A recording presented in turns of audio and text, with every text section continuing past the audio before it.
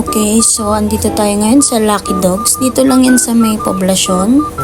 Along JP Rizal, malapit sa City Hall ng Makati. So, yan. So, first time natin dito. Pasukin natin. Ayan si Aurora, yung alaga ko. Sinasalubong ako. Ito, yung loob nila. Yan, Lucky Dogs PH. So, kompleto sila. Pwede kayong magpag-groom ng mga pets nyo. Pwede rin silang pet hotel. Ayan si Sunny, yung cute na poodle. Yan, meron din kayong pwedeng bumili kayo dyan ng mga kailangan ng mga fur babies nyo. From shampoo to treats. And then, pag nagpag-groom ka dyan, may libreng snacks and coffee. Ito yung rates nila. So, ang full grooming, ang difference lang ng basic grooming sa full grooming, yung basic walang bath. So, yung alaga ko, nag-fall siya under sa small. So, ang pinagawa ko sa kanila is full grooming na. Yung may ligo ng kasama. So, that's 700 pesos. Yan. So, ang difference lang yung dalawa yun nga is walang bath. And kung tututbrushan sila, dapat may dala kayong sariling toothbrush nila. Meron din silang mga a la carte. Yan yung a la carte nila. So, pwede nyo silang dalhin kung gusto nyong pedicure lang, ear cleaning lang, toothbrush lang, demating lang. Yan yung mga rates nila.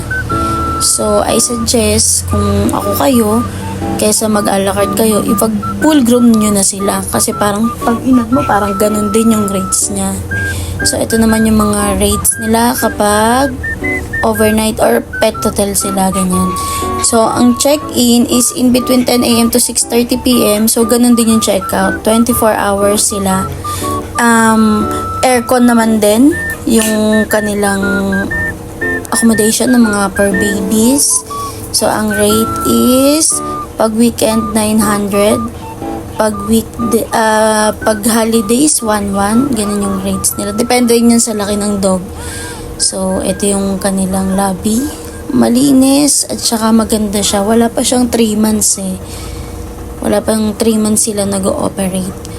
So, Viva Artist daw yung may-ari nito. So, mabango and malinis yung place. And meron silang mga chairs naman. Pwede ka magstay habang ginugroom yung mga alaga mo. So, sa grooming area naman, ayan sila kuya, 3 sila. So, ang ginagawa na ngayon ay si Ate Bella. Yan, nakakatuwa sa kanila kasi maingat sila.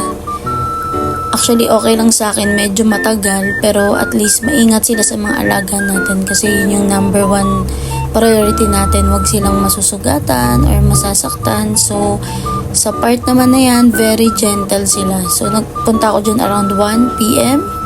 Nakauwi ako, madilim na, pero okay lang kasi satisfied naman ako sa naging result sa mga alaga ko. And so, dinala ko dyan si Bella, si Shadow, si Hershey, and si Aurora. Hindi ko nadala dyan si Porky at saka si Moana kasi hindi kaya. Bitbitin silang 4. Yan. So, iba yung nagpapaligo. Iba din yung nag-groom sa kanila.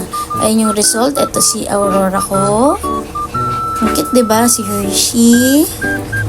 Si Ate Bella. And then, si Shadow, pinakalbo ko. Yun lang po. Thank you!